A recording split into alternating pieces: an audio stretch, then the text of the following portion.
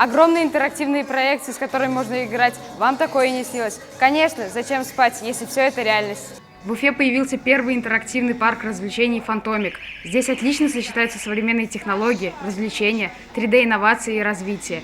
Но где еще вы встретите интерактивный пол, живую стену и огромные проекции? Чем занимались здесь? Очень было много конкурсов. Первое, мы кидали кубики в драконов, там топтали рыб, играли в Майнкрафт, танцевали. Было очень интересно. Проходили через лазерные препятствия, также очень много рисовали. Что тебе больше всего здесь понравилось? Очень понравился Майнкрафт. Там появляется голова, и ты должен победить своего врага, и очень было интересно. Как думаешь, есть польза в таких играх? Конечно, есть. Ты сюда можешь прийти с компанией, и с друзьями, с родными, и поднять товарищеский, семейный дух, и очень прикольно. Здесь можно вполне реально поохотиться на виртуальных драконов, попасть во вселенную Майнкрафта и побывать на такой вот рыбалке. Огромный плюс такого места, что количество людей не помеха.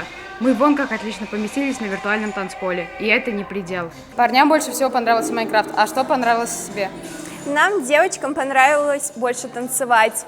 Это очень весело и динамично. Как думаешь, есть аналоги в Уфе? Я думаю, нет, потому что я впервые в таком месте, и очень интересно, ярко, просто незабываемые впечатления.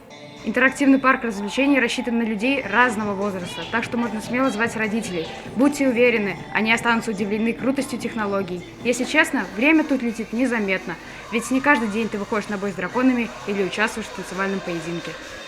В игре с фантастическими проекциями одновременно могут взаимодействовать десятки посетителей. Для этого вам пригодятся смелость, ловкость и пространственное мышление. Увидимся в киберпространстве. Данил Ихсанов, Михаил Жерлицын. Специально для Горы новостей.